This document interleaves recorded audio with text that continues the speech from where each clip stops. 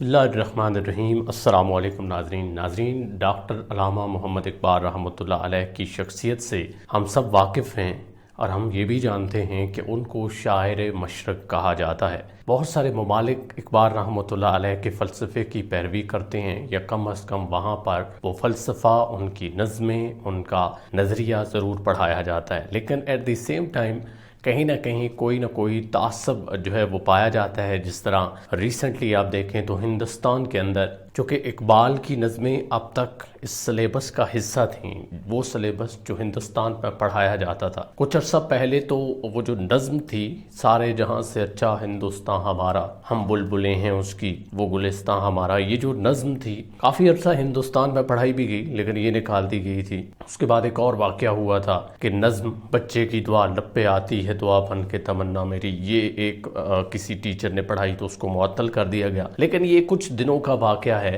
कि हिंदुस्तान ने under graduate एक प्रोग्राम था, वहाँ पर उसके अंदर इकबाल का नज़रिया पढ़ाया जाता था। उसकी कोई मखसूस नज़्म थी या बाकी जो सिलेबस का हिस्सा था इकबालियात, उसको निकाल दिया गया। और जब निकाला गया तो उस यूनिवर्सिटी का जो वाइस चांसलर, उसका गालिबन नाम है योगेश सिंह, और उसने ये कहा कि हमें किसी और हीरो के बजाय इंडियन हीरोज़ को प्रोमोट करना चाहिए, यानी किसी गैर हिंदू बंदे को हम अपना हीरो नहीं मान सकते। और इसी तरह ये भी कहा जाता है कि इस वजह से निकाला गया है चूँकि हम चाहते हैं कि जो वहाँ पे पॉलिटिकल का सिनेरियो है या जो सिलेबस है उसको तब्दील किया जाए, हम तब्दील करना चाहते थे। और वहाँ के जो दानश्वर हैं या वहाँ के जो माहिरीन हैं, उनका कहना ये है कि हिंदुस्तान की जो कौम है, उसकी जो यूथ है, उसकी बड़ी बदनसीबी है कि वो अब इकबाल को नहीं पढ़ेंगे। आज अगर हम एक स्कॉलर की हैसियत से, एक तालिब इल्म की हैसियत से देखें तो हमारे नज़दीक वो कौन सी वजूहात हो सकती हैं जिसकी बिना पर इकबाल को वहाँ के जो सिलेबस है, वहाँ का जो निसाब है, उसमें से निकाल दिया गया। बहुत सारे लोगों की बहुत सारी राहें इसमें हो सकती हैं। जिस तरह कुछ लोग कहते हैं कि चूँकि इकबाल मुसलमान थे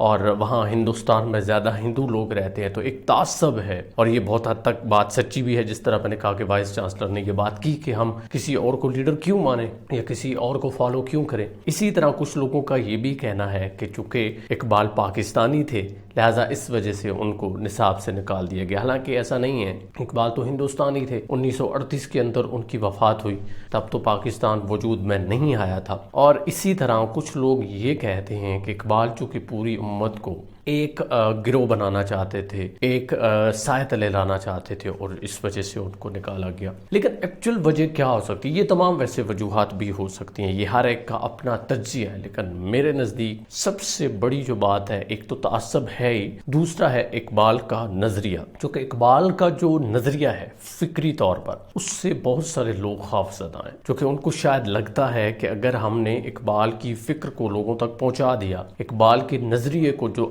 नज़रिया था वो लोगों के दिलों तक पहुंच गया, तो फिर दुनिया में इनकलाब आ जाएगा। जिस तरह आप सऊदीया में देख लें तो वहाँ पर इकबाल की जो खुतबात हैं पर पाबंदी है। इसी तरह आप बहुत सारे ममालिक में देखें तो एक ख़ास हद तक तो अलाउ किया गया है, लेकिन मुकम्मल तौर पर उस सिलेबस को शामिल नहीं किया गया। शायद वजह ही ये है कि उनको एक खौफ है, एक डर है। अच्छा, इकबाल का नज़रिया क्या था? एक तो इकबाल कहते थे कि अल्लाह की रियासत, और ये भी वाइस चांसलर ने वजाहत में बात की थी कि चूंकि एक बंदा जो हिंदुस्तान को तोड़ रहा है या तोड़ने की बातें कर रहा था, हम उसको सिलेबस का हिस्सा क्यों बनाएं। एक्चुअल हम इकबाल की फिक्र को देखें तो इकबाल ने तो कभी तोड़ने की बात ही नहीं की थी। इकबाल सिर्फ ये चाहते थे कि कोई एक ऐसी रियासत, कोई एक सूबा ज़रूर हो जिसके अंदर मुसलमानों की हुक्मरानी, और वो भी वो इसलिए चाहते थे ताकि इंसाफ कायम हो और उनके साथ जो ज़्यादतियाँ होती हैं वो ना हो। तो इकबाल तो आमरीत के भी खिलाफ थे, इकबाल जमहूरियत के भी खिलाफ थे, इकबाल बादशाहत को भी पसंद नहीं करते थे। फिर इकबाल का नज़रिया था क्या? ये कौमियत के हवाले से या रियासत के हवाले से, तो इकबाल का नज़रिया सिर्फ वो था जो कुरान और हमें अहादीस से मिलता है, यानी आक़ा करीम सल्लल्लाहु अलैहि वसल्लम की सुन्नत है। इसके अलावा इकबाल किसी चीज़ को नहीं मानते थे। जिस तरह वो इकबाल के बचपन में उनके वालिद साहब ने कहा था कि इकबाल तू कुरान को इस तरह पढ़ कि वो जिस तरह तुम पे नाजल हो रहा हो। तो इकबाल ने वाकई कुरान को इसी तरह पढ़ा था, और आक़ा करीम सल्लल्लाहु अलैहि वसल्लम का जो उसवा हसना है